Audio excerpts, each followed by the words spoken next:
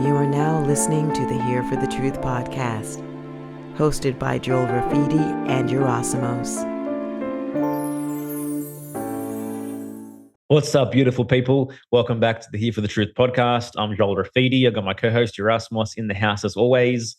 Today we have Miri AF, aka Miri and Finch, in the house to have an awesome conversation around the nature of media psy-ops and false flag events and Hollywood programming, and how all these kind of propaganda pushes are designed to manufacture our consents, and how the ruling class truly operates and creates modern citizen slaves, which at the end of the day are very unlikely to stand up or rise against tyranny. So please enjoy this episode. Right before we bring Miri on, I just want to highlight our private membership community, Friends of the Truth. If you're interested in connecting and discovering a very rational, grounded, intuitive, like-minded community of truth seekers, please don't hesitate to head to friendsofthetruth.co and learn more about what we're offering there. Anything else, man? No, that's it. I hope you all enjoy this episode. I think it was a great one.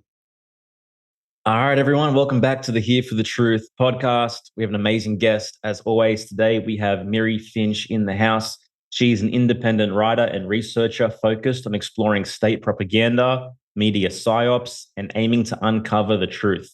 She has a particular interest in the manufacture of consent, otherwise known as problem, reaction, solution, and the erosion of true informed consent. And all her work is available at her website, miriaf.co.uk. Miri, thanks so much for being here. Thank you for having me on. Absolute pleasure. One way we always like to kick this off, particularly with new guests, is we'd like to get a bit of your backstory, a little bit of your personal hero's journey and major rites of passage that I guess began the awakening process for you, and I guess put you in the position to do the work that you're doing today. Okay. Well, the major event was I studied in the US, actually, in New York State. And when I began my studies there, they wanted my childhood vaccine records, which I sent to them, and they said that was fine. And after I'd enrolled, moved countries, I'd been there for maybe 2 or 3 weeks, and I got an email from the University Health Department informing me that my vaccine records were not in fact up to date, and I needed to have another measles vaccination. And I found this a bit irregular.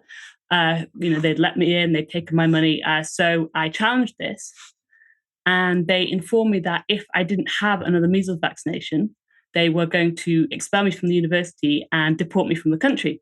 So I thought, well, this seems, quite a draconian response. So I did know a little bit about vaccines at that time.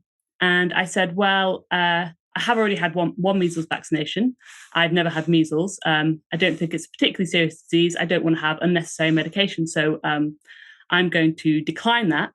And instead, I'd like a blood test to find out whether I've already got the antibodies to the measles antigen, so I wouldn't need another vaccine. And I just expected them to say, yes, that was fine. But they said, no, that's not acceptable. You have to have another vaccination. And I said, well, is the point that I'm immune to the disease or that I've had the vaccination? And they didn't want to answer that question. And they said to me, it would be easier just to have the vaccination. And I was thinking, well, easier for who? When is it ever easier to have an invasive, risky medical procedure that you probably don't need?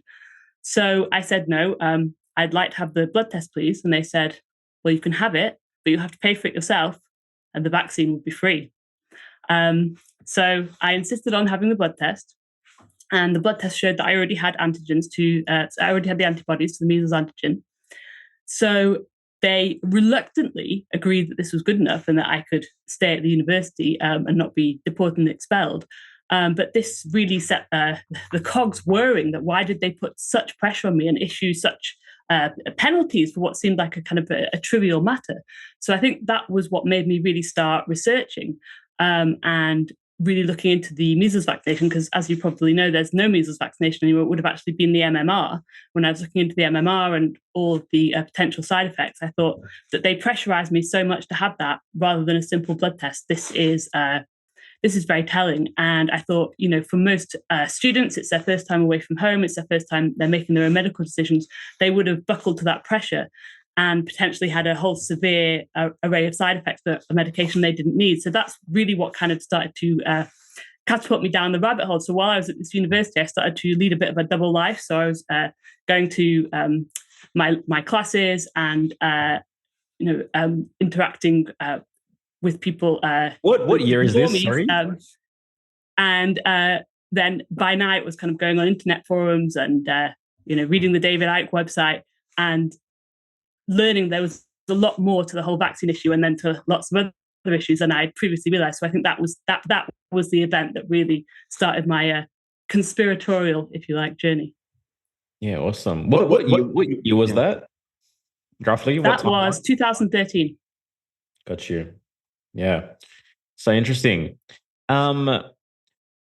All right. Well, let's get into I guess the meat and bones of kind of what you do now from a broader picture perspective. Like obviously you talk a lot about problem, reaction, solution, media, psy-ops. Were there particular psy-ops along your journey that you began to question initially, which led you to dive deeper down this subject and exploring it in a bigger way? And then also, can you, I guess, explain for our audience in I guess in a simple way, what is a media psy-op? Well, I think after I found there was such a chasm of difference between what families and parents were reporting about these hideous side effects they'd had from vaccines and what the media was saying, side effects are very rare. When they do happen, they're very mild. I realized that there was such a difference. This is unlikely to be the only thing the media is misrepresenting. So I got quite involved in 9/11 Truth and again, I saw the same chasm of difference between what the evidence was suggesting and what the mainstream media was saying. And that kind of led to me questioning a lot of mainstream events, such as the moon landings, how they were represented by the media, and the evidence and what people had uncovered. And so I think I quickly came to realize that if you want to ascertain the truth about something, the mainstream media is not going to give you that. And what the mainstream media is actually going to do is try and bait you into a certain perspective which serves the ruling classes. So whenever there's a major media event, because obviously there are thousands of newsworthy events every day, the media only selects a very small proportion of those to focus on, and it always seem to be ones which have an underlying agenda. So 9/11, the real agenda was to give America an excuse to go to war. And I think I realized that the mainstream media is not there to report the news, it's there to manipulate us. And it does that most often through problem, reaction, solution. So it will present a problem, e.g. America's been attacked at 9/11. The public responds, something must be done. And then the ruling classes come in with their solution, which they've now manufactured the consent of the public for through media misrepresentation of events. So let's talk about, I guess, coming into current events recently. You speak about in your articles the transition from propagating serial killers to having celebrity status, like back in the day, like 70s, 80s, 90s. Like it was all about serial killers, and they were super well known, and there's lots of media coverage around it. Now that's kind of died off. Now we've seen an array of school shootings, I guess, over the last decade or even more. Can you speak into that and also what you consider to be the long-term agenda with this particular supposed psy-op? Yeah, so I think the ruling classes were known for many centuries that the best way of controlling people is through fear. And fear gets a very instant reaction for people. It tends to disable their rational thought. And serial killers were obviously very sensationalized in the media to the extent that it came across that serial killing was something that happened a lot. So I think, in the 70s, 80s, 90s, we were hearing about serial killers all the time. And it was giving people this idea that, they weren't safe to walk the streets because there just could be a serial killer who would pop out of nowhere and kill them. Yeah. And when people were in that fearful state, they become very suggestible. And then they're very open to whatever solution the ruling classes would like to bring in next. And I did mention in one of my recent articles that if you look into the evidence behind so-called serial killers, again, the mainstream account of what these people are doesn't really add up. And there is quite a bit of evidence to suggest, which was presented particularly well by David McGowan, who did a brilliant book on that these people had gone through likely intelligence agencies programming, like MKUltra, to program them for these assassin roles later on. And they weren't just organic phenomena. These weren't just people who'd had a bad childhood and then had exploded. They had likely been programmed to fulfill these roles. And it seems now, it's very telling that we don't hear about serial killers anymore, that seems to have completely disappeared. But now we hear about the school shooters. And that seems to have filled the void that the serial killers have left. And I think that the school shooters are now gaining prominence because they help to fulfill a number of agendas that the ruling classes want to push. I think that there are several. One, I think, very key is that they do want to now end conventional schooling, because when conventional schooling was first introduced, the only way of the ruling classes being able to indoctrinate children into their worldview was to physically remove them from the family home, and they needed to be in a physical premises where they could be inducted into whatever the ruling classes want them to believe. But now that we have the internet, and of course, children being very fond of screens, they don't need to actually physically remove children from the home anymore. And obviously, running schools is very expensive. So I do think that they want to bring conventional schooling to an end and have children sitting at home watching screens all the time. And in order to get the response from parents where they're clamoring for that, schools need to be made to look unsafe. So now we have this spate of school shootings. And of course, the reaction from the parents is my child safe to go to school? Wouldn't it be better if they were learning safely at home on the internet? And then we did have a trial period of that through COVID, when the schools closed and children were learning online. So I think we're going to see more and more school shootings to provoke this reaction from the parents that no, they don't want their children in schools anymore. And then they can also use a school shooting to provoke political divides. I think that they did that very successfully with the recent school shooting where they had an alleged transgender shooter. Mm-hmm. So that's such a major political issue in the US and globally. And of course, gun control is always a major issue. So they've managed to get these two factions, people who are pro-transgender and people who are pro-gun, fighting with each other, which I think is leading up to a desired civil war in America. They want to destroy the existing order. So they have inflamed these two issues with a transgender school shooter to lead to an ultimate combat between these two factions in a bid to have a civil war that will, I think, end up in destroying America so they can, as they like to say repeatedly, build back better. Yeah, it's the first time I actually thought of that, from reading your article, this idea of wanting to just take children out of school and make it all online. So that was really cool to read that. Cool to read that. Obviously not cool in a positive sense, but just like to be able to expand my mind in that regard. I mean, the gun control issue obviously has been going on for a very, very long time. Yeah. I guess I'm curious your thoughts on this whole media psyop thing and the ruling elite. Like how is this structure in play? Like, who's behind this? Obviously, it's a question everyone asks, but what are your thoughts on that? I think that the same people are behind world events now as have been for centuries. And I think there are intergenerational dynasties who are immensely wealthy, immensely powerful. I think they're not always necessarily names that we would know. I think these people are extremely clever. They stay behind the scenes. They use their puppets to do their dirty work. So anybody whose name is a household name or whose face we would instantly recognize, I don't think they have any real power. They're just puppets. They're being used, probably controlled by blackmail. But families like the Rothschilds, the Rockefellers, I think there are probably several dozen families, but the same names pop up again and again if you look back through world history.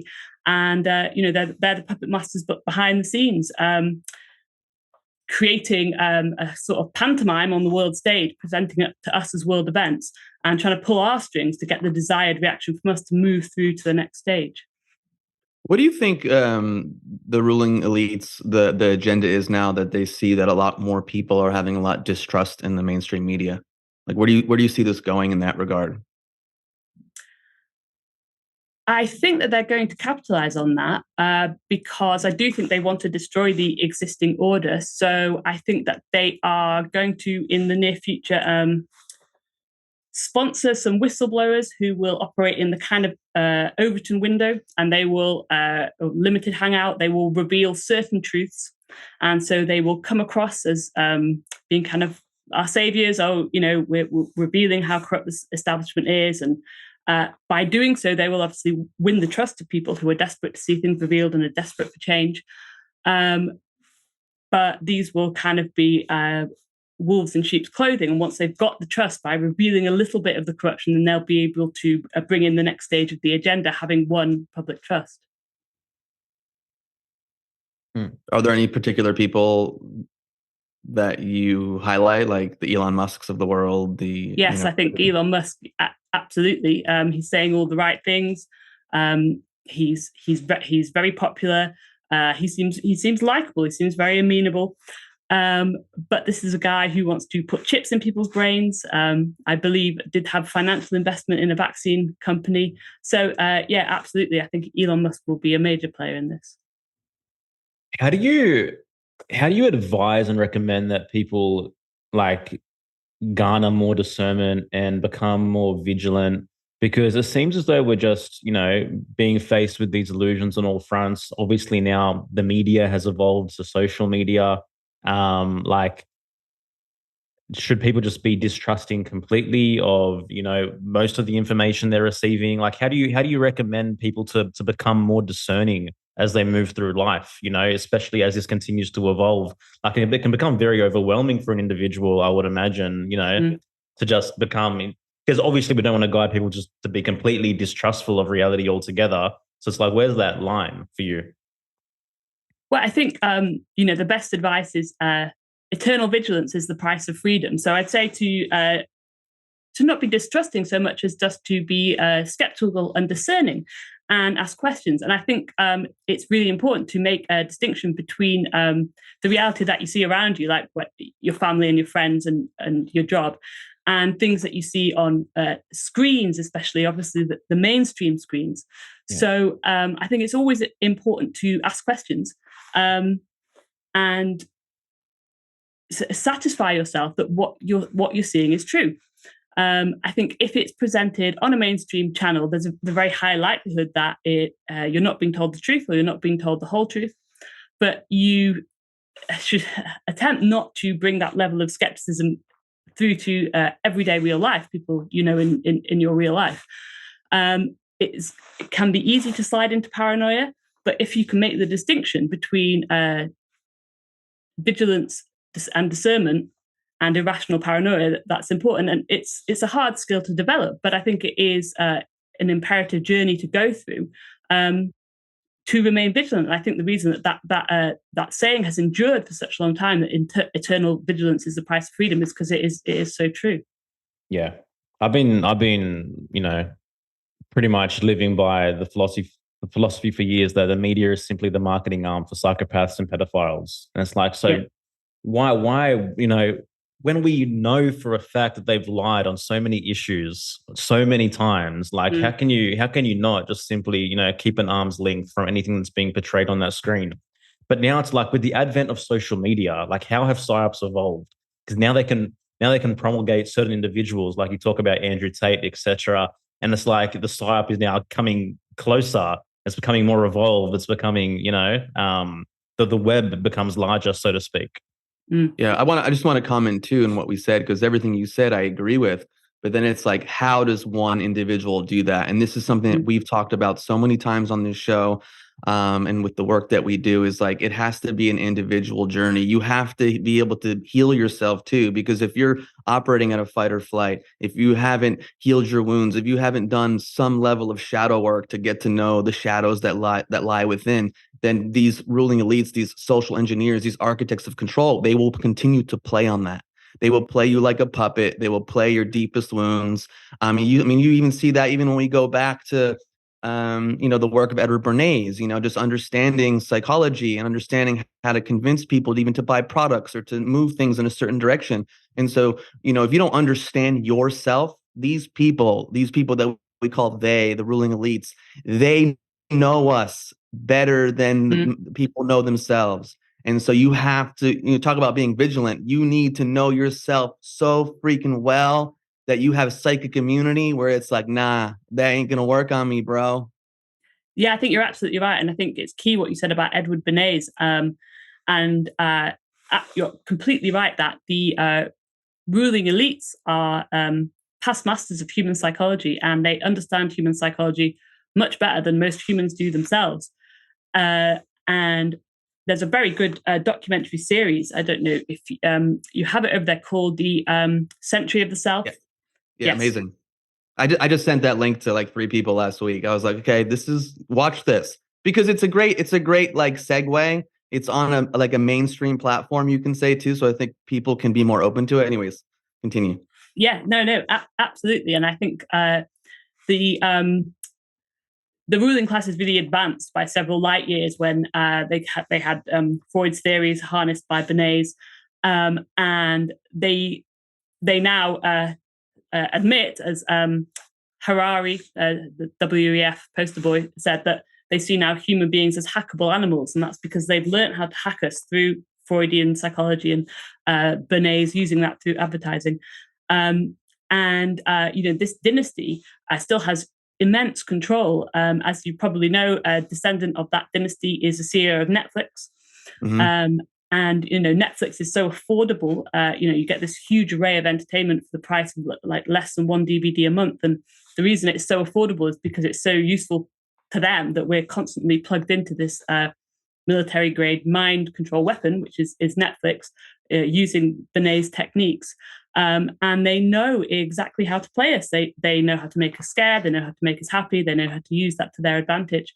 And I think, as you say, people have to become as assiduous students of human psychology as the ruling elites are, to make sure they aren't constantly played by psyop after psyop. Yeah. I just think of like the obsession that Western society has with serial killers and serial killer TV shows, and like constantly we're glorifying like these Jeffrey Dahmers and, the most people have committed the most insidious acts. Like, can you speak into that kind of the manufactured side of like Hollywood and TV drama and how that plays on our own psyche? Well, I think they're using a lot of the same tactics, and people do like to be frightened. That's why horror movies are successful, why people do things like extreme sports, why they go on roller coasters, which make them scream. This is attractive to people. They enjoy the heightened emotions of fear to a certain extent. So it's something that the ruling classes can bait us with very easily, and then that does get us into a suggestible state, and then push things into our mind.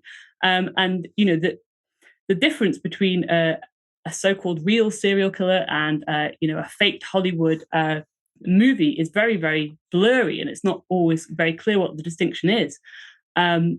When you see a Hollywood movie, you're explicitly told this is fake, it's not real, it's being portrayed by actors. But when you see the so-called news, you're not told that.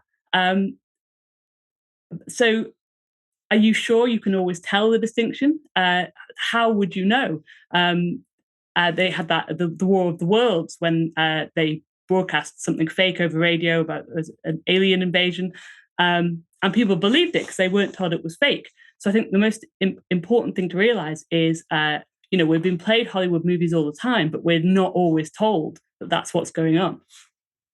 Yeah, it seems like that's part of the strategy too, because it creates this kind of contrast, like this is all fake. And so people just go, oh yeah, that's fake, like you say. And then so it makes people more likely to believe the other side. Yeah. Like polarizes them into that like blind faith and blind trust, because it's not quote unquote fake. Yes. Yeah. Absolutely. And I think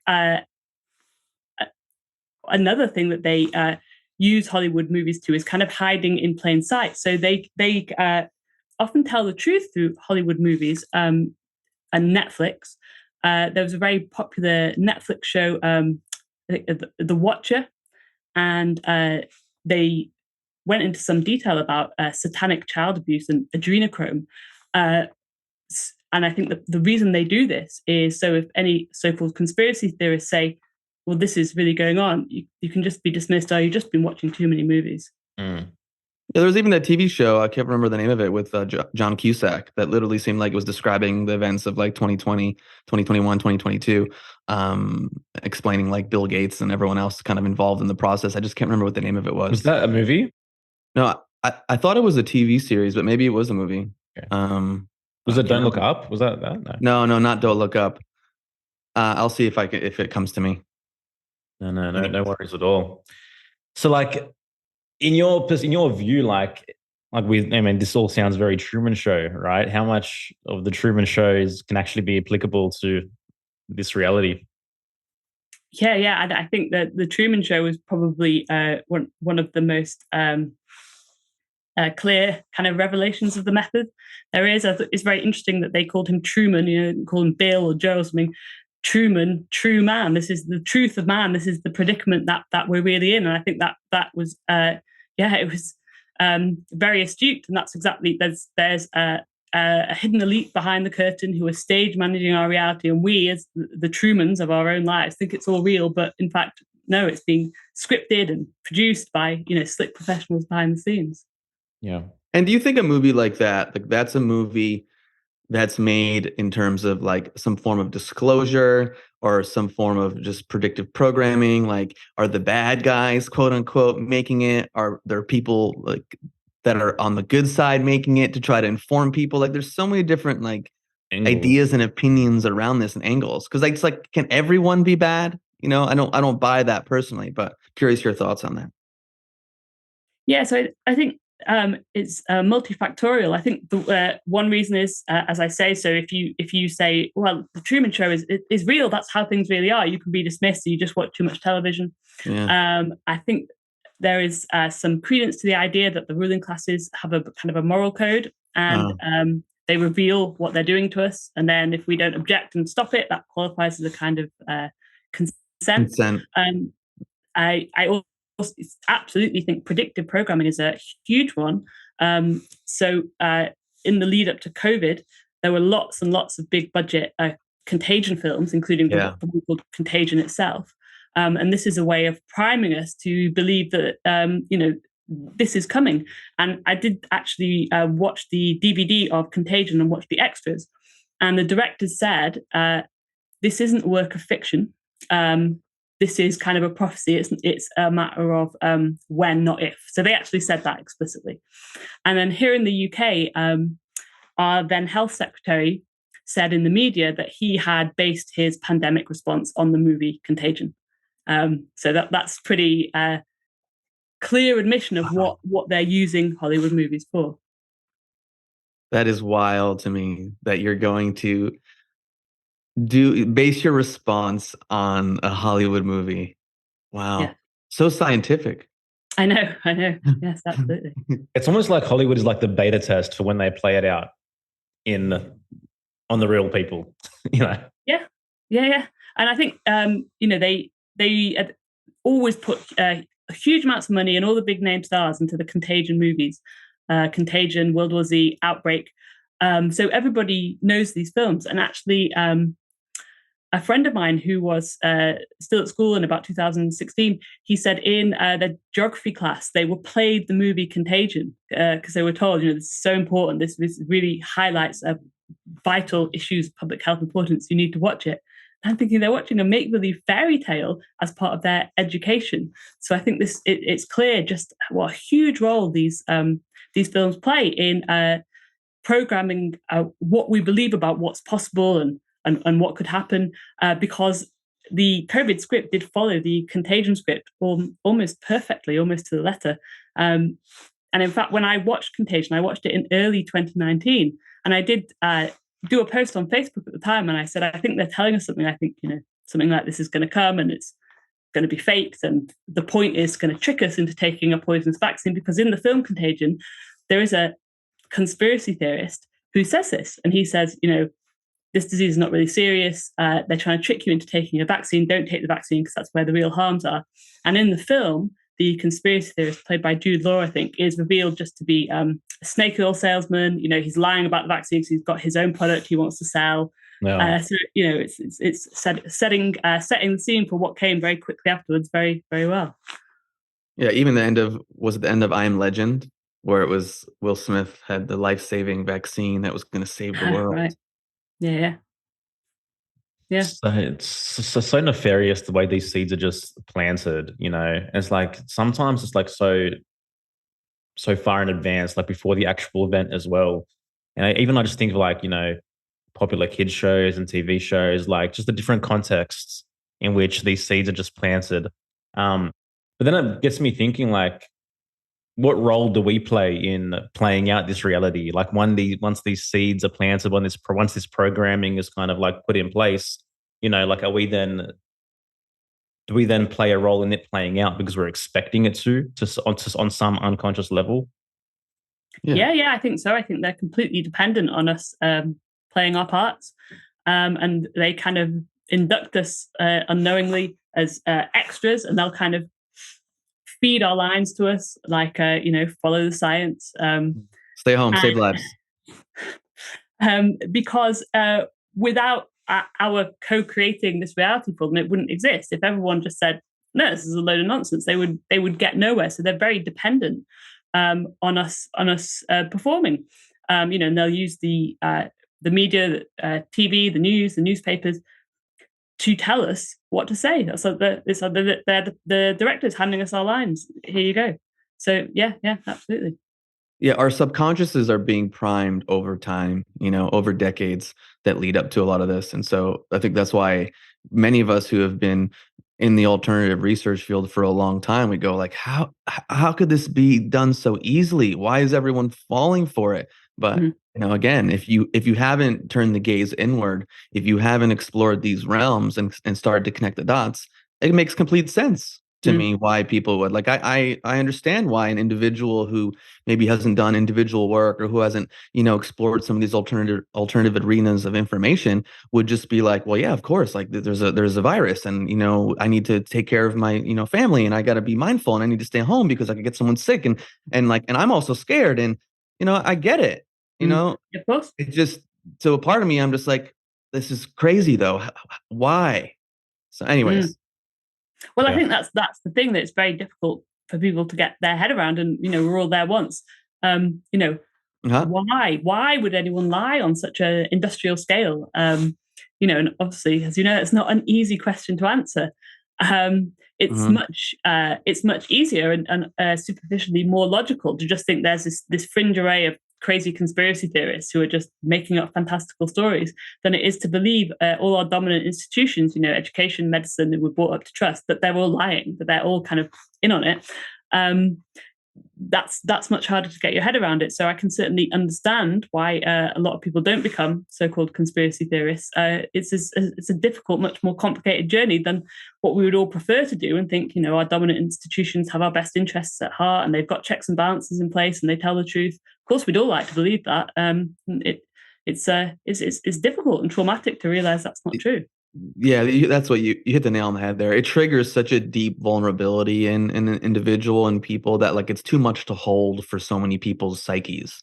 Like they don't have the space, they don't have the containment to hold that reality and the possibility, like you said, of these institutions not having our best interests in mind. But even beyond that, maybe even more nefarious, evil intentions as well.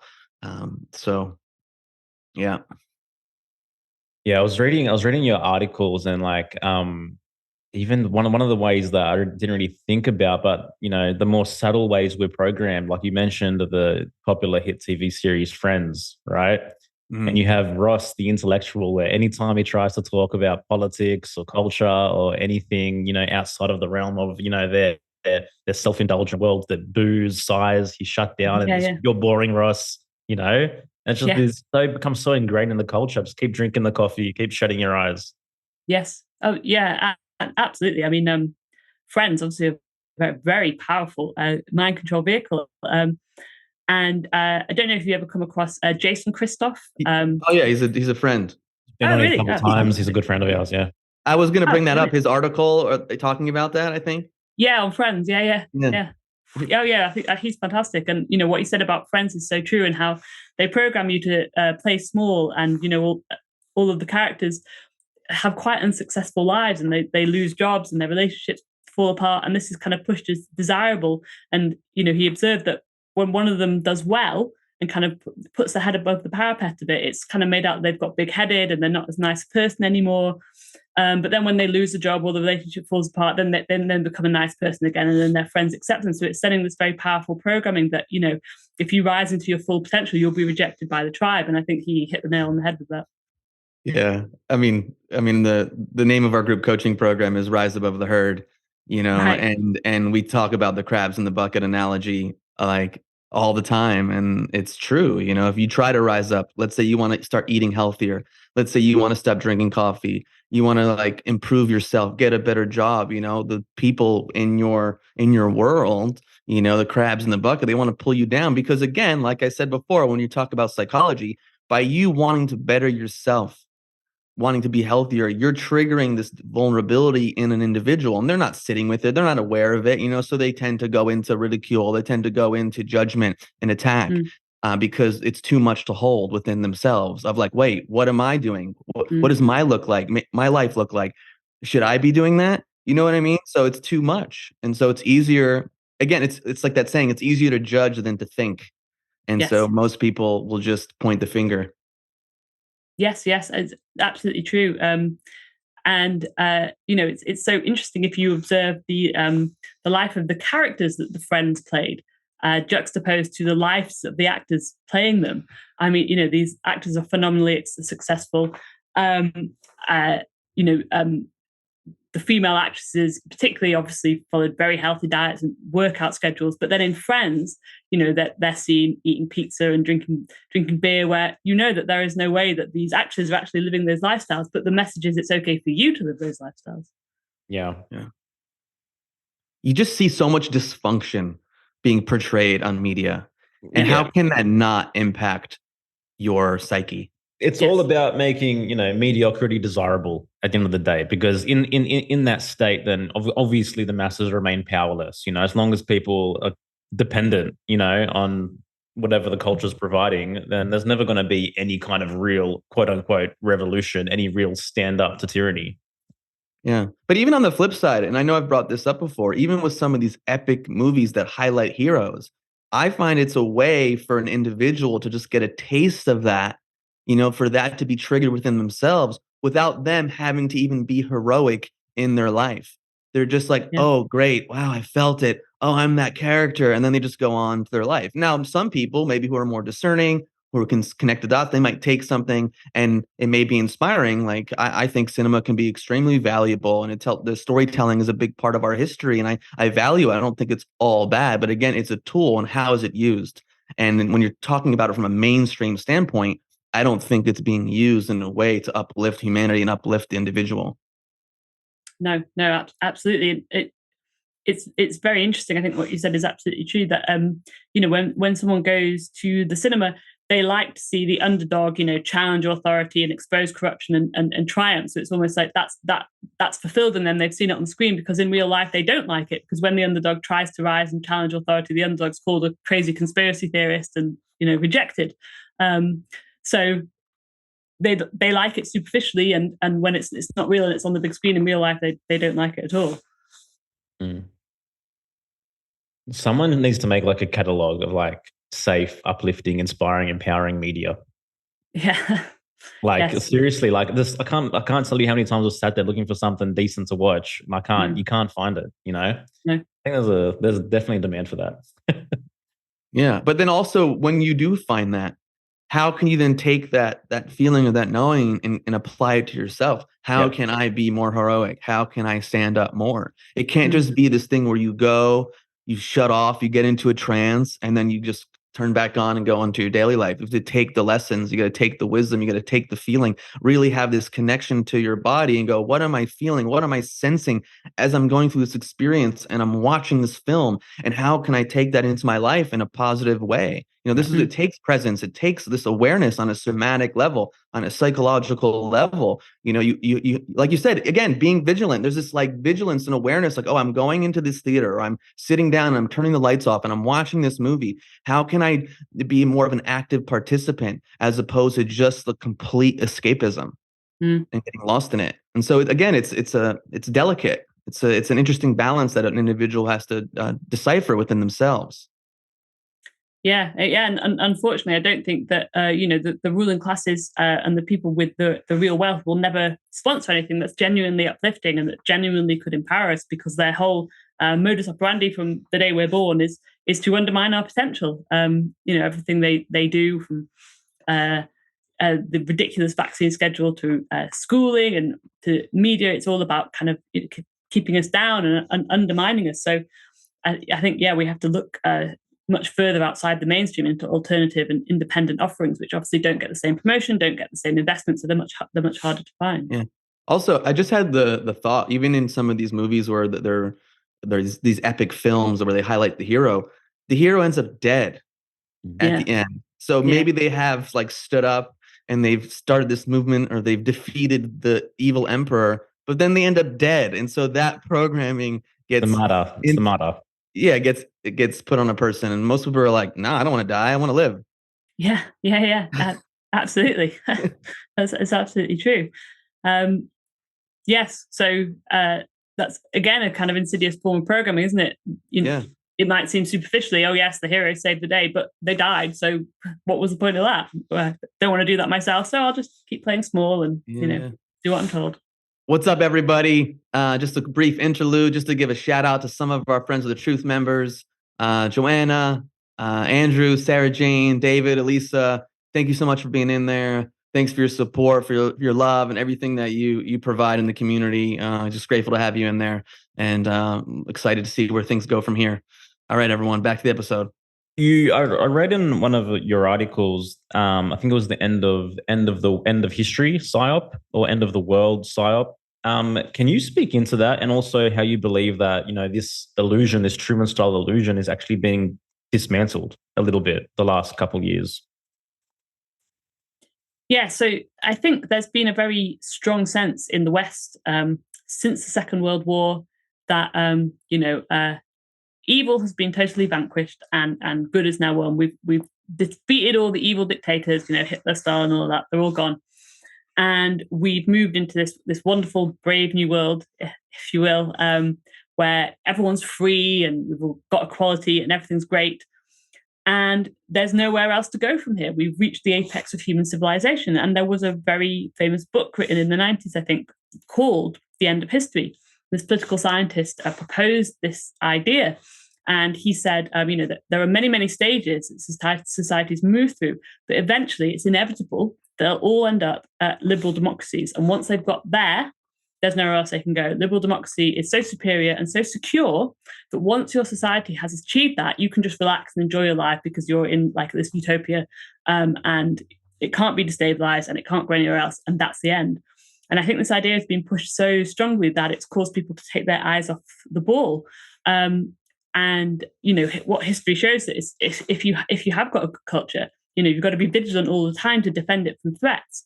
There's never been a time where it's okay to just be complacent, sit back and relax, everything's fine now. But we have been propagandized very strongly to think everything is fine now and we don't have to do anything. And there are no more important cultural battles to fight. So I think what we have been brought up to believe is your life is just about enjoying yourself, find a job you like, find people you like, find hobbies you like, and don't worry about anything else because everything else has been sorted out. And I think that's very cunning propaganda because it has neutralized vast swathes of people. And what I find so much is that, you've got a small subsection of people who are very extreme and, militant. You must take the vaccines, you must wear the masks, to use recent examples. But most people are not like that at all. They're just kind of apathetic. They don't really care. They don't really care if you wear a mask or not. They just don't feel strongly about that or anything. They're just, it's say, oh, well, just do what you need to do to get along, to have an easy life. They just got no fire or passion inside them. And I think they've been engineered to be that way, because then they're neutralized. They're just not a threat at all. So I do think, our society is on course for very seismic changes. I think it's very likely and even probable that we may stop becoming democracies. I don't think democracies are wonderful and perfect, but there are worse things.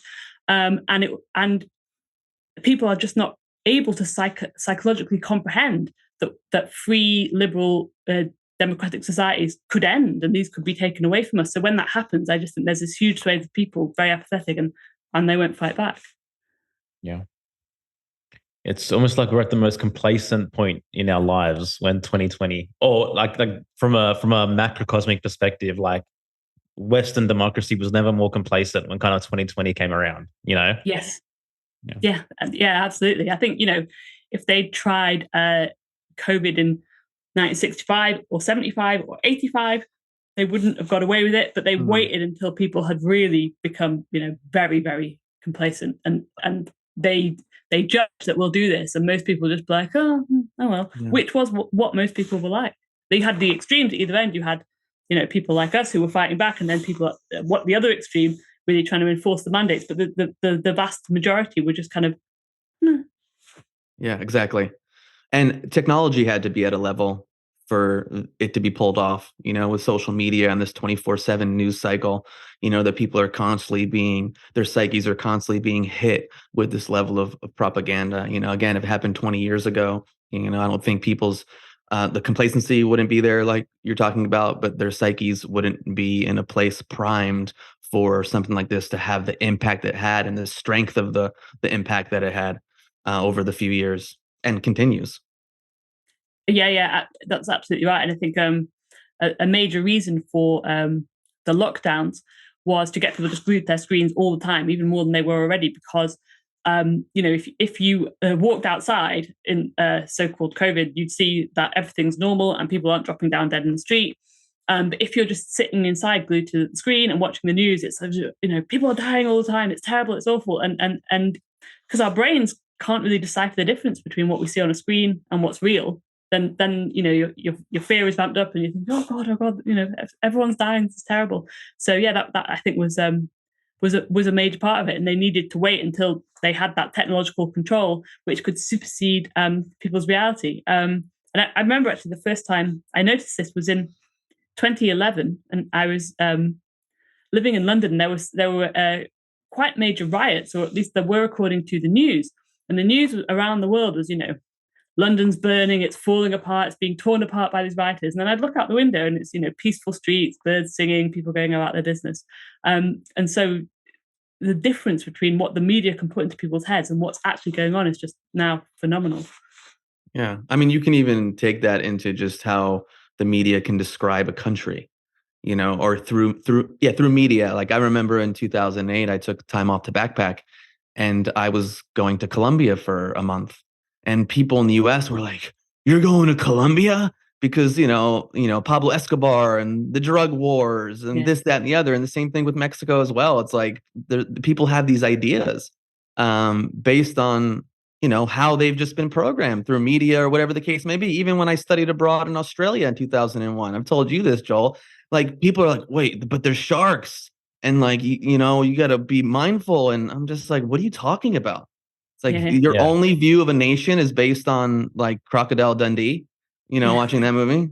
Bro, I'm currently living in the state of Sinaloa in Mexico. You should have heard every single person, Sinaloan cartel, how could you? You can't go anywhere, you can't drive anywhere, you can't walk alone anywhere. Bro, I feel safer here than I've felt in my home in Sydney, like for the most part. I just think about like, even again, go back to the media. How many freaking cartel TV series do you see now? How many drug pushing cartel, again, glamorizing Escobar, all the, it's like, it just doesn't stop. But like, why? Because ultimately at the end of the day, I think it's less likely, or it's much further down the road, that globalization is going to happen in a country like Mexico than it is in Australia. Like, obviously, like there's just so much like we have to the vigilance, the internal vigilance of our own psyche and what's actually been plastered on. It's so imperative. Yeah. And I think what a lot of people have tried to work out why can some people see through the matrix, some people can't. One common theme seems to be that people who can see what's going on, they don't watch television. They may watch films, but they don't just switch on the TV and just absorb whatever is on there. And I think that's the major common factor. Because when you watch a film, even if it's a bad film, you've chosen it, you've put some thought into it, and there aren't adverts either. But when you just switch on the TV and just mindlessly let whatever that they want to pump into you, that seems to be the one common theme that I've seen from all these conspiracy theorists from very disparate backgrounds, different ages from different countries. They do seem to have that in common. Yeah, I actually I had a reconciliation with a friend of mine who had pulled away from me in the beginning of 2020 based on the things I was posting. And part of the reconciliation was because, he had stopped watching the news 6 months ago and actually started doing his own personal healing work on a deeper level and realizing some deep wounds that were played on. And so again, it goes back to how important it is to not having your minds being pumped full of this information and this fear that's playing on you. If again, you have these core wounds from childhood or from different parts of your life that can be hijacked to serve an agenda or to influence behavior. No, I think that's absolutely right. And I think it's key what you said. There's a lot of unhealedness with a lot of people, and our society is set up to be traumatic in myriad different ways, because traumatized people don't think rationally, they don't act rationally, they're triggered very easily, and doing that healing work is very difficult. And we're kind of incentivized all the time not to do it. Everything about our lives, from the daily grind. So the 40-hour working week, I understand, was conceived of not because that's the most productive. That's not how you get the most or the best work out of workers. It's because 40 hours a week is just enough time for you not to completely burn out, but it's too much time for you to have the spare emotional and mental energy to get politically active in other spheres. So that just keeps you neutralized. Yeah, and then if you throw family into the mix and other responsibilities, to even have the extra time to explore different avenues of thought and information. You hear that statement from people all the time, like, I just don't have the time. I don't have the time. I don't have the time. Yeah. And also, well, I just want to say, on the flip side too, I know we're talking about the mainstream, but this happens even within alternative communities and the truth communities. You have people who are highly, highly, highly wounded and go down a path, and everything just becomes like everyone's controlled opposition. Everything's a psy-op. Everything's doom or gloom. The world's going to end tomorrow, And so I don't think that's good either. And then there are some conspiracies that are just absolutely ridiculous and nonsensical. So, again, I keep bringing it back to the individual. The individual has to do their inner work and to heal and to grow as best as they can, so they can be more immune to these different forms of psychological operations and conditionings and propaganda that exists everywhere. You're absolutely right. And I think the question that I always encourage people to ask about, anything that's in the mainstream is, why this? Why now? Because when you think of the millions of newsworthy things that go on every day, why are 99% of them ignored? And why is this one thing? Why are the media paying attention to this? Why is this headline news all over the world? It's never just because it's newsworthy. There's always an agenda, usually multiple agendas. So if you can unpick everything at that level, why do they want me to think about this? What are they trying to make me feel? What are they trying to make me conclude? And you can pretty much always see that, okay, well, there's an ulterior motive here. Yeah. I think the bottom line that people need to become aware of is, there is a ruling class that exists. This ruling class wants to make you into a modern slave, essentially. And it's your job to bring awareness to that and to detox from all the ways in which the psychopath has tried to project that onto you. And, that's a painful process, creating that separation, coming back to what's actually mine. What are my interests? What are my passions? What am I excited about? And being able to self-direct your life in a way that comes from the internal realm, as opposed to, these ideas that have been programmed onto us. I like what you mentioned just there, why this, why now? And I know you wrote a pretty damning article about Andrew Tate in that regard. Can you speak on that a little bit? Yeah, so I think we've been engineered in a certain way since the 1960s to become more and more liberal, until we've got to a point now of just absurdity and extremity with these drag shows for babies. And even people who would would have described themselves as very liberal, maybe even as little as 10 years ago, are now saying no, this has gone too far. I think this is all completely intentional because they want to push back the other way. They're starting to get that, and so they need to harness that and use it to their advantage. So I think Andrew Tate has been installed to harness the energy, particularly from young men who feel that feminism have gone too far, that they're being really pathologized as being toxic just for being male.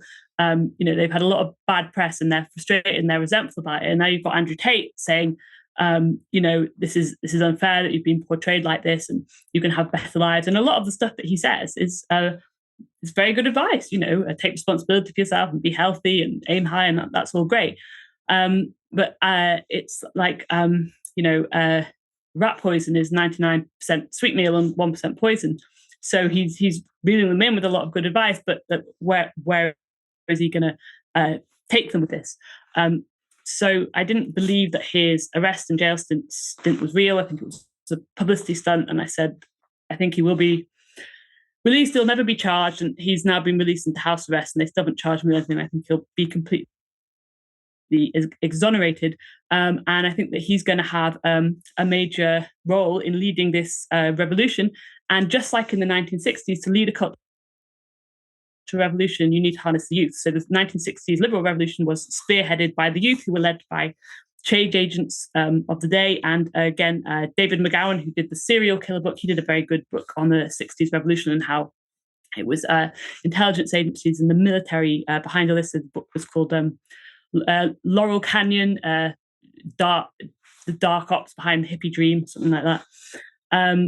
And he portrayed very clearly how the establishment will place its cool young change agents to seem organic, to be very popular to the youth, and then covertly lead them in a desired direction. And David McGowan pointed out that a lot of these change agents tend to have military intelligence fathers. So like Jim Morrison of the Doors was the son of Admiral Morrison, and Andrew Tate, his father was CIA. So I think that he's been molded for this role for a long time, and he's going to cause the youth to rise up and lead the culture in a new and different direction, much more conservative, I think, and I think he will be at the forefront of that. Yeah. Do you think like we're being pushed such an extreme far left in our culture because they're planning for a huge pendulum swing to a very repressive kind of culture in society? Yeah, that's exactly what I think. And I do think whenever there's anything, a TV series or a film that's very big budget, that gets loads of publicity, this is always because it's predictive programming. For instance, Contagion, a very big budget, all the big name stars are in it. So I think that The Handmaid's Tale was a form of predictive programming, because it was such a huge deal. Everyone was talking about it. Everyone knows about it. It's kind of become a cultural cliche. And in The Handmaid's Tale, it does kind of depict this, that the society becomes very liberal. And then there's these kind of cool, young, conservative change agents who spearhead a revolution, and it kind of happens very quickly. And as I'm sure you know, they had the face coverings in The Handmaid's Tale, and then obviously we had that in COVID, and they do show it kind of happens overnight. And people are ordered home from the workplace and told not to leave their houses and told not to leave the cities, and we've already had a taste of that in COVID. So I think The Handmaid's Tale was predictably programming that a revolution of this type is on the way, just like Contagion was priming us that a plague of this type is on the way. Yeah. Has this happened before? Because I recall a previous guest mentioning that pre-Hitler Germany echoed a very similar kind of cultural feel to what we're experiencing now in terms of the extreme dysfunction, very, very far left-leaning, no real structure, no real conservative values right before Hitler's rise. Is that true? Yeah. I believe you're absolutely right. I don't know a huge amount about it, but I think you're talking about the Weimar Republic. That's right. Mm-hmm. That's Yes. right. Yeah. So I think this is absolutely true that had become very degenerate, and people were getting increasingly sick of it, just like that they are in our culture today. And then there was a swing back the other direction. So yeah, I think you're absolutely right about that. Yeah. Again, like, the way that they play on our psyche is just, it's interesting to observe, that's for sure. One thing I want to jump into, I know that you have a very interesting theory around the disappearance of Madeleine McCann. Yes, yeah. Wow. Can you talk our audience through that one, please? Okay. So I'm sure kind of everyone knows who Madeleine McCann is, and this is kind of key because people do go missing quite frequently.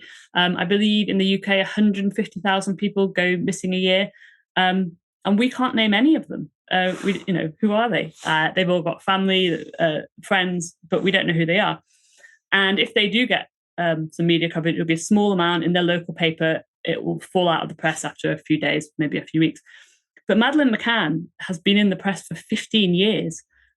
This is almost kind of unprecedented when the news cycle moves so quickly, and what was a huge newsworthy last month's being forgotten about now.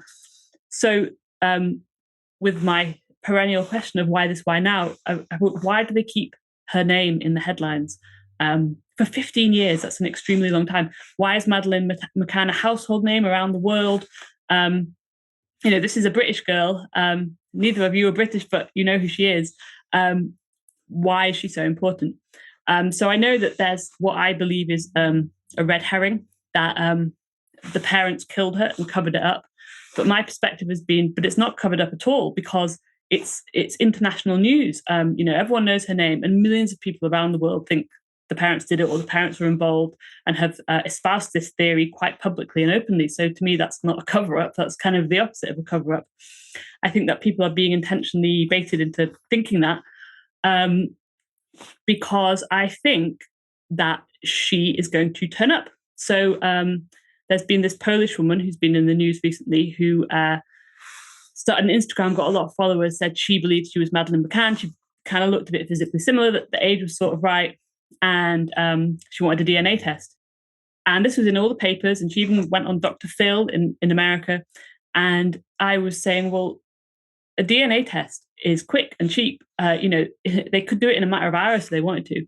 They could just have done this DNA test, got a yes or no, and closed the story. Why had they given her all this media attention over weeks and weeks and weeks, when eventually, finally, it turned out she's not Madeleine McCann? So what was the point of that? And I think the point was to start to make the public think, well, hang on, maybe Madeleine could still be alive, because for so many years people said, oh, it's obvious she's dead, it's obvious the parents did it. And the parents have always said, no, we still think she's alive.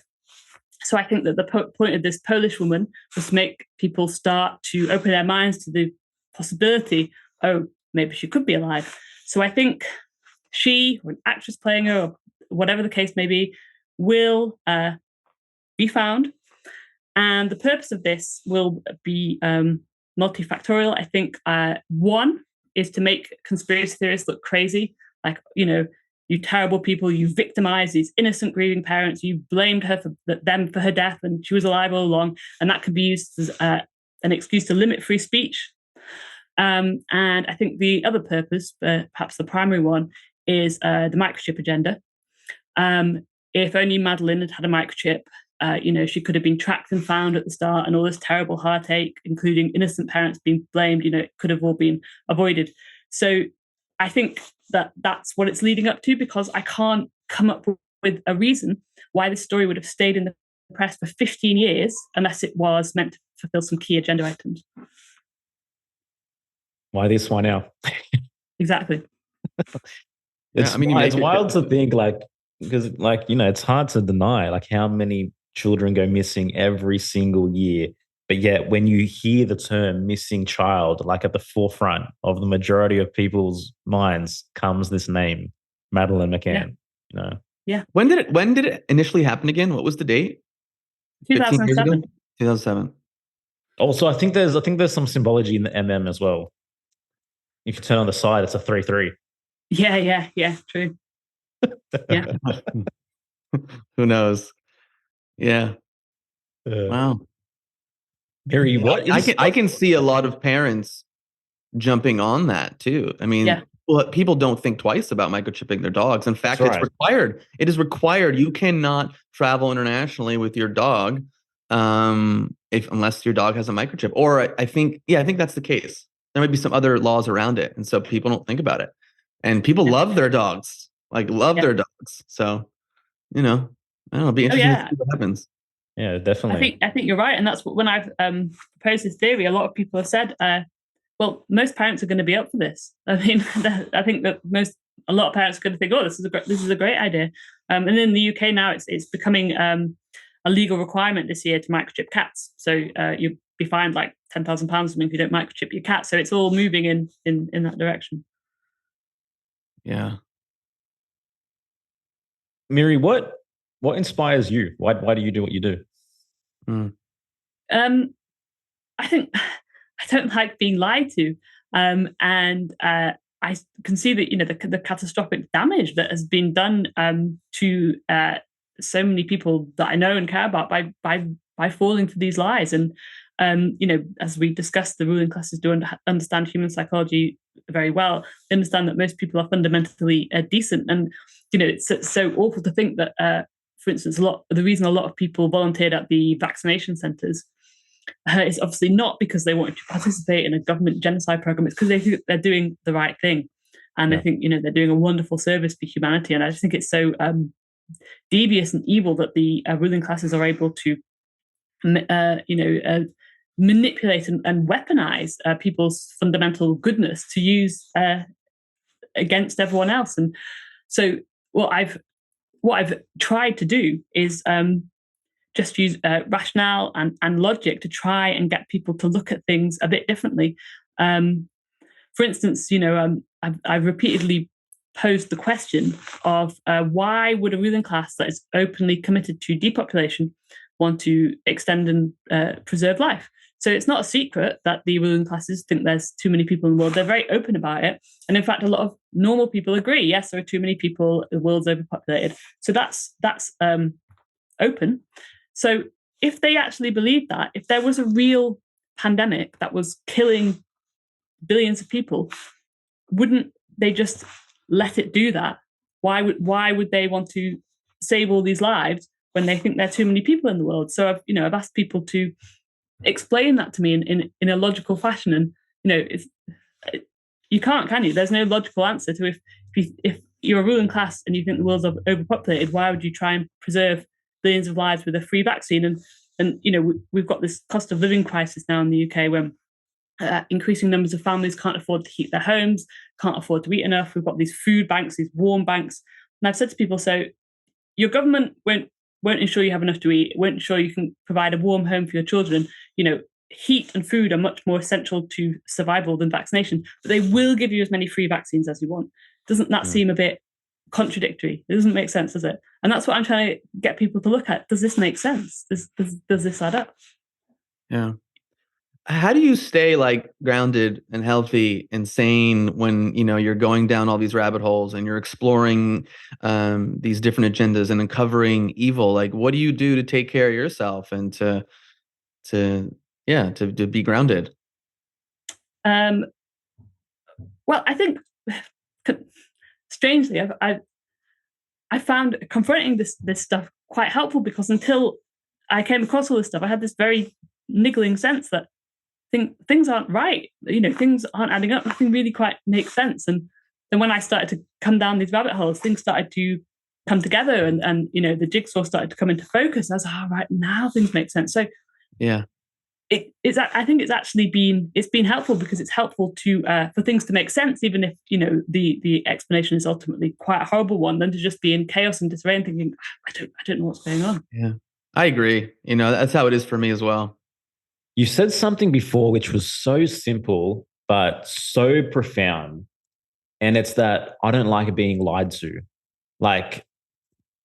That's where the buck stops. That's where it should stop, right? But for the masses of millions of people who are lying to themselves every single day about non-stop issues, it's like that boundary no longer exists. Like, because I'm lying to everyone else and everyone else is lying to me. So it's almost like, why do I need to question whether I'm being lied to or not anymore? It's like now we're just self-creating this illusion between truth and falsehood. And it takes an individual to come back to simple values, which is a symptom of incredible psychic hygiene, in my opinion, of I don't like being lied to. Yeah. And that's it. That's when you realize that I have to be the warrior. I have to be the one carrying the machete through the jungle of life, discerning truth from lies. Because I can't trust the world. I can't trust reality. I can't trust society. I can't trust the culture to give me the truth. So I have to exercise my faculties day in, day out. I have to sharpen that weapon to discern truth for myself. And that is the way to maintain psychic hygiene today. It takes a lot of effort, but it's just simple. It's simply the reality. Yeah.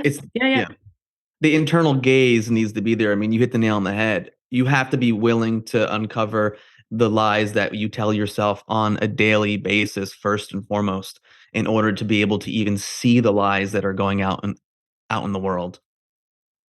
Yeah, absolutely. And I think it's an issue of self-esteem as well. And I think that the schooling system, the primary goal it has is to eradicate self-esteem.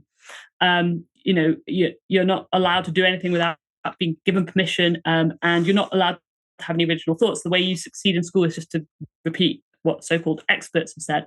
So this really tries to program us all with the idea that we're nothing and we can't think for ourselves, and we just have to look up to these experts and authority figures to guide us and tell us what to do and tell us what to think, because we're nothing, we're nobody. How dare we think we could know better than the experts? And I think that programming is very successful for a lot of people. But to overcome it, you have to rediscover your self-esteem and think, no, actually, I am somebody. I do matter. I don't need permission to have a different thought. I don't need authority to let me do what I want. I'm going to do what I want, and I'm going to stand by my ideas. And I think that's a very difficult thing for people to grasp, because whenever I try and have a discussion with normies, they just repeat the same kind of things again. They don't engage with my arguments. They'll just say like, "Oh, so where did you get your medical degree from?" Or, "Oh, so have you got a science degree?" Then they can't engage with your argument. They only try and repeat that programming that you're nothing, you're nobody. Who are you to have an opinion? So we've talked about the journey of healing, and I think that healing your self-esteem and believing you're worthwhile is fundamental to that. Yeah, it's the appeal to authority logical fallacy, in that regard, where it's like, you can't know the truth. Like, where'd you go to school? Yeah. Exactly. Oh yeah, you're totally speaking our language when it comes to self-esteem. It's pretty much the foundation of why we do what we do, and it's what's most sorely lacking in our society. But again, we have a huge blinder towards it. We think self-esteem is a non-issue. Like, we hear it in high school, we hear it generally, but then we don't hear about it again. But no one really questions, what is my relationship to myself? How much integrity, how much truth, how much consciousness am I bringing to my decisions on a day-to-day basis? Because these are all the things which ultimately make me feel equipped and competent to deal with life and to even discern truth. Because most people don't feel worthy of knowing the truth. They feel like they can't know it, right? And in that state, you're never going to get to a place where you can build yourself up, where you can be empowered, where you can be self-reliant, where you can be, and that it's only that individual that's the true rebel to the system. Right? It's the rebel isn't what we're taught. In general, the real rebel is the individual who's built himself up to actually be a thorn in the side of the system, because the system no longer has any hooks in him. And so, yeah, it is the most important concept, is cultivating authentic self-esteem for sure. Yeah, and it's a lot of this would be overwhelming to someone with low self-esteem. Yeah, and so like to be able to even just do your own inner work to improve as a human being. It can be really triggering and painful. And if you don't have high self-esteem to deal with that challenge, then you're just going to stick with the internal status quo. And the same thing goes with the things going out there in the world. Just the truth-seeking process requires a certain level of inner strength, because it's not linear. You're going to go down. You're going to take 2 steps to the left, 2 steps to the right. You're going to go down this rabbit hole for 5 years. You're going to believe this one thing. Then you're going to come across information that makes more sense. And then you're going to connect the dots. And then you're going to go, actually, I've changed my view around this. And so to have the psyche strength, even to hold space between contradictions within yourself and what you see in the world, and to take the time to connect the dots, to think about things, like it takes a certain amount of inner belief to do that, and to change your own mind, and to go, oh, well, you know what? I've come across something that makes more sense to me, makes more rational sense to me. I'm going to shift. And I think that's important.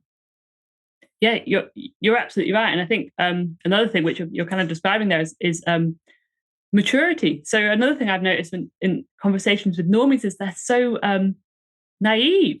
Like another thing they say to me all the time is, so so you think you're cleverer than a top scientist, do you? And I said, well, no, not necessarily, but cleverness doesn't equate with morality or integrity. So, these top scientists, Anthony Fauci, whoever, I'm sure are very clever, but that doesn't mean that they're moral, that they've got your best interests at heart, that they can't lie, that they're not motivated by, status and wealth rather than your health.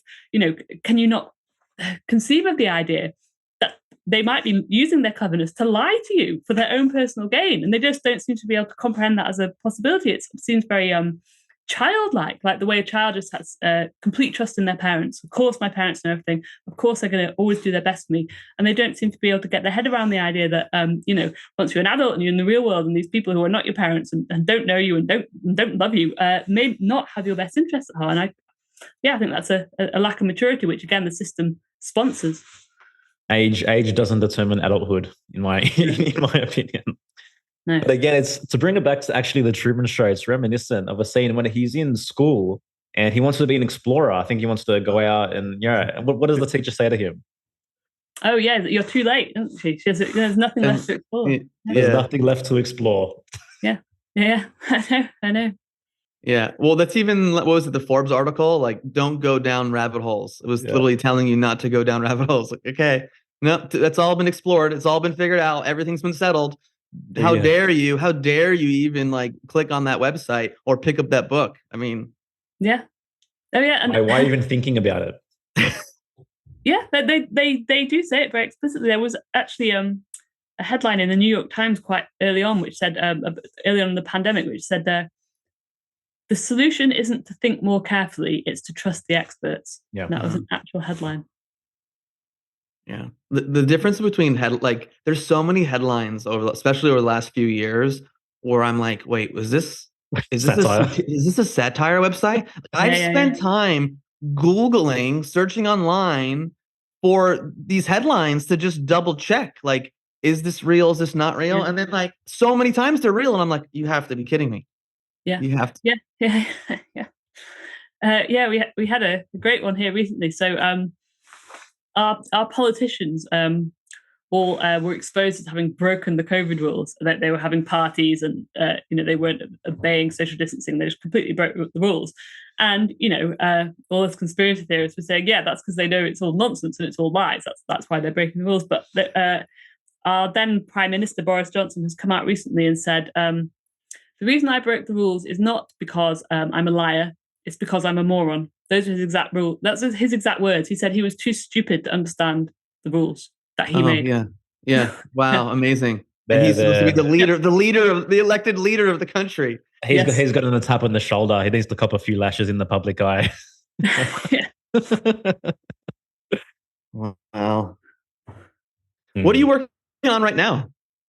Well, actually, what I've just launched yesterday is a YouTube channel. It's not exactly like what you guys do, but several people have said to me that they prefer to listen to an article than to read it. It's hard to stare at a screen, or they want to do something else. So I'm just starting to upload my articles in audio form, e.g. read out by me. I've just started a YouTube, and I'm going to try and do all the other channels as well. So I hope that will help expand my reach. And I also think, we could all probably do with staring at screens a little bit less. So if people can listen while they're doing something else, then that's probably a good thing. Yeah. You just need your AI avatar to do all that work for you, because that's a lot of work to upload all your articles. Just, plug it into the system and you're all good to go. Yeah, I know. Good point. Well, I won't do the whole back catalogue. I'll just do a few more recent ones and then try and just keep doing them as I go along. No, I think it's great, because again, people's tastes and how they take in information are changing. So to be able to evolve with that as well, and these days I feel like people are trying to put their headphones on as they multitask and clean their house and do this, that, the other. So to sit down and watch something, especially because there's so much content out there, I think it's good to take advantage of that. So that's great. Yeah, absolutely. Oh, Just out of interest, how did you two find out about my site? I just a friend of mine, previous podcast guest, actually Bernard, I saw him share your Andrew Tate article, and Okay. that was maybe 6 months ago, I think. And then I signed up to your newsletter back then, just been very, very impressed by the level of thought and the level of discernment and the level of clarity that goes into your articles. That's how. Yeah. Thank you very much. And then Joel told me, and I went, "Oh, you're from the UK? Okay, cool. We could use another UK guest. Great, let's do it." Perfect. Awesome. Yeah. And how long have you been doing this podcast? Our first episode was released May 17th, 2021. So we're coming up to 2 years. Excellent. Joel and I met online March 2021. We have yet to meet in person. Oh, really? But we will be meeting in person in 3 weeks as I'm going down to Mexico to. Oh, fantastic. Yeah. So I think the soil was fertile for, I think, a lot of new voices to come forth, especially over the last few years. And, we love what we're doing. We love connecting with other people like yourself who really care about the truth, and really care about investigating and bringing forth information that, people need to be aware of. And again, this isn't about, every guest we have on, every article you write is 100% the truth. But just for an individual to open up to the fact that there is other information that exists. I mean, there's so many people that have just been so conditioned that like, oh, wait, what website is that on? Oh, that's a conspiracy. Like they can't even, there's no crack, there's no space for them to even take it in and let it land to just even consider, And I think that's what's so important, I think, for individuals to realize is like, how can you just be open to it, whether or not you ultimately decide to go, okay, this is it, just to be open enough before that initial just like complete judgment. Oh, it's conspiracy. It's like this dismissiveness. And you go, okay, well, listen, people are going to do what they're going to do, but we're doing what we're doing. And the people that are drawn to us, the people that find value in the work that we do, then that's great. Like, I'm not here to convince everybody, So. Yeah. No, absolutely. I think that's what we're all trying to do. Is I think we're not looking for disciples. We're just trying to get people to ask questions and think for themselves. Yeah. And again, like have these conversations. Like for instance, until I read your article, that didn't even hit me that the part of the agenda would be to have actual physical schools kind of become more obsolete. So everything is done digitally and through online. So it's making me think about things in a whole new way. I mean, and how perfectly primed was COVID to kind of beta test homeschooling in that regard, like internet schooling more so, not really homeschooling, And now we see this incredible rapid increase of AI coming into the public domain. Again, perfect timing, right? When everyone was plugged into their screens for 2.5 years or whatever it was. It's like coincidence? I don't think so. Yeah, absolutely. And why we've got the school shooters in the US, we're having these rolling teacher strikes in the UK. So, schools keep closing down, teachers saying, we need more money. And I think this is all being kind of confected for the governments to go, well, we can't afford to give you more money, so we're going to completely change things up. I think we are moving quickly towards UBI for a lot of people. A lot of industries are collapsing. So obviously the argument against internet schooling has always been, well, we need physical schools because the parents need to go out to work. But with so many parents now either working from home, and I think in the very near future on UBI, then obviously the parents can be in the house to supervise the child, so the child can learn online. Yeah, and also AI teachers. Yeah. No, not actually human teachers. But it's like the argument against homeschooling for half a century has been, we're social animals, we need to be social. But now that's all gone out the window. Don't worry about being social anymore, right? Yeah. Yeah, absolutely. There's socializing has been scrapped now because it's not safe, is it? Because they might catch a virus. And there was a big push throughout COVID to say, oh, it's just as good to speak to people on Zoom and it's so much safer. So, children, especially young children, it's a big chunk of their lives, COVID. So that's really been sewn into their heads now. Yeah, sure. Yeah. Well, Miri, what can we say? Thank you for engaging this very safe conversation with us via computer screens. Thank you for having me on. No, it's been an absolute pleasure. I just want to really honor you and thank you for the work that you've been putting in for quite a long time now. You're definitely making an impact, and I'm glad we're able to connect and have this conversation. Just to close, just let our audience know how they can find your work and how they can support your work, please. Great, yeah. So my website is miriaf.co.uk. That's miriaf.co.uk. And there's a mailing list you can subscribe to. It's a little bit difficult to find, but if you're on a phone, if you scroll right to the bottom of the screen, the mailing list is there. And if you're on a computer, it's just to the right and down a bit of the articles. Awesome. And guys, I definitely recommend doing so. I believe her articles are cutting edge, so definitely check those out. Without any further ado, guys, we'll see you next time. Take care. Thanks very much. Thank you so much for listening. Thank you for being here. Please honor yourself and give yourself the necessary credit for being open-minded enough to actually explore these rabbit holes and, engage in these conversations with us. Definitely, a very, very small minority of the population which is willing to go to this degree, and who would even enjoy a podcast like this. So we just want to honor you as our listeners and thank you. Just lastly, a quick reminder that, if you are looking for community support, we have an amazing community of truth seekers. Our private members is called Friends of the Truth. We do 3 live calls a month. We have an awesome Telegram community where people are connecting, pretty much 24/7 on an array of awesome topics and supporting one another. So if that's something that you're interested in, you can head to friendsofthetruth.co to learn more about that.